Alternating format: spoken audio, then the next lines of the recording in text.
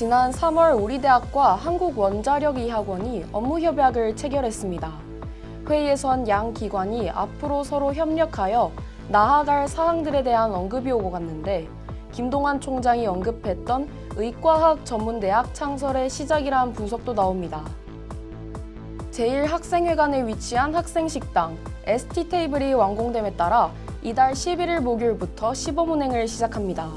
학생 복지 증진 및 부족한 학생 식당 확대를 목적으로 추진된 ST테이블이 지속적으로 제기되어 왔던 학생들의 중석식 문제를 해결해 줄 수 있을지 주목됩니다. 학우들의 취업 준비를 위한 공간으로 운영되는 이른바 잡스튜디오의 신청 방법이 스마트 캠퍼스 앱으로 일원화되었습니다.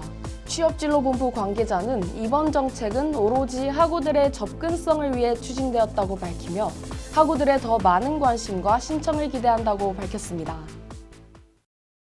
학우 여러분 안녕하십니까? STBS 종합뉴스 시작합니다. 첫 번째 소식입니다. 우리 대학이 한국원자력의학원과의 업무협약 체결에 성공함에 따라 지난 3월 김동완 총장이 인터뷰에서 언급했던 의대 신설 공약이 본격적으로 시작된 것 아니냐는 분석이 나오고 있습니다.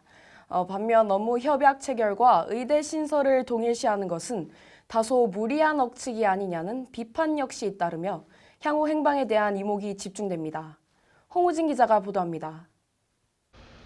지난 21일 우리 대학 본부 3측 원탁회의실에서 서울과학기술대학교와 한국원자력의학원이 MOU를 체결했습니다.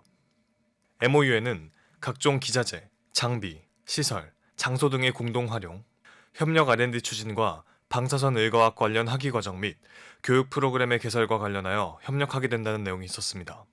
지난 3월 우리 대학 김동완 총장이 언급했던 의대 신설 공약의 시작이라는 분석도 잇따랐습니다. 체결된 협약 내용 중 우리 학우들이 가장 많은 관심을 보인 것은 다름 아닌 방사선 의과학 관련 학위과정 및 교육 프로그램 개설입니다. 이에 대해 학우들은 과기대 의대생기나 학위과정이 진짜 학과로 만드는 것이면 좋겠다 등의 긍정적인 반응을 보이는가 하면 우리 학교에 의대가 생기는 건 어렵다라는 다소 비판적인 시선도 존재했습니다. 간호사들이나 의료계 종사자분들이 좀 더 의과학을 공부하고 싶은 분들을 위해서 학사학위와 박사학위를 취득할 수 있게 현재로서는 의과학 전문대학원은 진행이 되고 있다고 보시면 되고요. 의과대학은 말 그대로 의사를 양성하는 학과입니다. 현재로서는 그래서 대상자를 좀 다르게 가져가고 있다라고 보시면 될 것 같습니다. 총장님은 이게 시발점이다라고 처음에 말씀을 하셨는데 지금은 단순하게 그 단계보다는 한 단계 더 진보를 해서 전문대학원과 그 의과대학 신설과는 현재로서는 별개로 간다고 생각을 하시면 될 것 같습니다. 다른 건 몰라도 의대는 세간의 주목을 많이 받거든요. 그래서 그 부분은 넘어야 할 산들이 굉장히 많기 때문에 의대 설립을 추진을 안 하고 있는 건 아닙니다. 그래서 지금은 아주 초기 단계에서 어떻게 잘 접근을 해서 의대를 신설할 수 있을지의 전략적인 방향을 지금 고민하는 시기 정도라고 생각을 하시면 되고, 그래서 의대 신설은 언제쯤 가능해질 것이냐, 언제쯤으로 예상을 하고 있느냐는 거기에 대한 답변은 아직은 없는 것 같고, 의과학 전문대학원 신설 같은 경우는 내년에 신설하는 것을 목표로 현재 진행을 하고 있는 단계라고 보시면 됩니다. 의대 개설과 학위과정 개설은 분명한 차이가 있다는 설명입니다. 비록 우리 대학에서 의사를 증원하기엔 여러 어려움이 있을 수 있으나 우리 대학의 공업적 이점을 의료사업과 연관시킨다면 의료 발전에 크게 도움이 될 것이라는 고무적인 시각도 존재합니다. 기존 MOU가 있기는 하지만 김동완 총장님 취임하시고 나서 총장님의 소신이라든지 또 추진력 이런 것들을 잘 알고 있기 때문에 올해 새로운 마음으로 MOU를 다시 갱신해서 두 기관의 협력을 좀 더 공고하게 하고 싶어서 MOU를 맺게 됐습니다. 두 가지 효과를 기대하고 있는데요. 첫 번째는 그 융합형 인재 양성입니다. 서울과기대는 공학적인 기반이 탄탄한 국립대학이고 저희 의학원은 방사선 생명과학이라든지 의학 쪽에 탄탄한 기관이기 때문에 그 두 공공기관이 협력을 하면 인프라를 공동으로 사용한다든지 아니면 여러 가지 학사 과정을 통해서 충분히 훌륭한 인재를 양성할 수 있다고 생각이 되고요. 또 서울과기대하고 저희 의학원은 노원구에 위치하는 공공기관이기 때문에 이런 국립대학과 의료기관이 서로 협력을 하고 또 서울시의 테크노파크도 서울과기대 내에 있기 때문에 이런 세 기관이 협력을 하면 노원 지역의 지역 발전에도 크게 기여할 수 있을 거라고 기대를 하고 있습니다.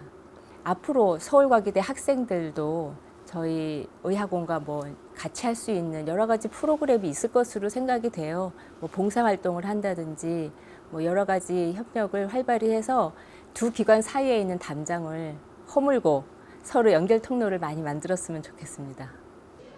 이번 한국원자력의학원과 서울과학기술대학교의 협력을 통해 동북권을 넘어 국가적 의료 발전을 견인할 수 있기를 바랍니다. STBS 홍우진입니다. 학생식당 공사 탓에 식사 해결에 어려움을 겪으셨던 학우분들 많이 계시죠. 공사가 시작된 지 4년 만에 드디어 제1학생회관 학생식당이 완공되어 개장을 결정했습니다. 4월 22일 본격적인 개장에 앞서 11일 목요일부터 시범 운영을 진행한다고 하는데 오랜 시간이 걸린 만큼 학우분들의 불편함을 얼마나 해소해 줄 수 있을지 주목됩니다.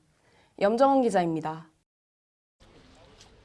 다가오는 4월 22일 월요일부터 제1학생회관에서 새로운 식당 ST 테이블이 개장됩니다. 부족한 학생 식당 확대를 목적으로 추진된 ST 테이블은 4월 11일 목요일부터 19일 금요일까지 시범 운영될 예정입니다. 지난 2020년 제1학생회관 학생 식당이 문을 닫으며 학우들의 중식 및 석식 해결 문제가 지속적으로 제기되었습니다. 약 4년이 지난 현 시점, 새로운 식당 ST 테이블은 총 5개의 코트로 운영되며 24종의 메뉴가 제공될 예정입니다. 대표 메뉴로는 카레덮밥, 삼겹덮밥, 쌀국수, 라면, 순대만 국밥 등이 있습니다. 뿐만 아니라 베이커리 카페도 함께 운영될 예정이며 샌드위치와 베이글 등 다양한 제과와 음료도 판매됩니다. STBS 염정원입니다. 구직을 준비하는 학우들을 위한 공간, 이른바 잡스튜디오가 서비스를 개편했습니다. 취업진로본부는 학우들의 접근성을 높이기 위한 일환으로 이번 학기부터 잡스튜디오의 예약 방법을 하나로 묶고 새롭게 서비스를 준비하고 있다고 밝혔습니다. 잡스튜디오에는 어떤 시스템이 존재하고 어떤 방식으로 사용할 수 있는지 안주영 기자가 자세히 보도합니다. 취업진로본부에서 면접 연습, 온라인 회의 등이 가능한 잡스튜디오를 운영합니다. 잡스튜디오는 무료로 대여하여 이용이 가능하며 학교 내에 위치하여 우리 대학 학우분들이 편리하게 이용할 수 있습니다. 이곳이 바로 제2학생회관 3층에 위치한 잡스튜디오입니다. 보시는 바와 같이 듀얼 모니터, 조명 및 음향 시설을 갖춘 최신 시설로 면접 연습 및 화상 면접 시 용이하게 사용할 수 있습니다. 기존 잡스튜디오 신청은 서울과기대 스마트 캠퍼스 앱과 구글 폼 두 가지 방법으로 진행되었으나 이번 학기 잡스튜디오 신청은 서울과기대 스마트 캠퍼스 앱으로 일원화되었습니다. 저희가 그동안 이제 네이버 폼이나 구글 폼으로 이제 이용을 했었는데 재학생분들만 스마트 캠퍼스를 쓰다가 취업 진로 활동이다 보니까 이제 학생들이 또 많이 들어와요. 스마트 캠퍼스로 들어오시는 게 훨씬 편리할 것 같아서 저희가 완전히 일원화를 시켰거든요. 잡스튜디오는 서울과기대 학생이라면 누구나 신청이 가능하며 신청 시 신청 목적, 성명, 학과, 학번, 연락처를 기입하여야 합니다. 최대 허용 인원은 6명이며 평일 오전 10시부터 오후 5시까지 이용할 수 있습니다.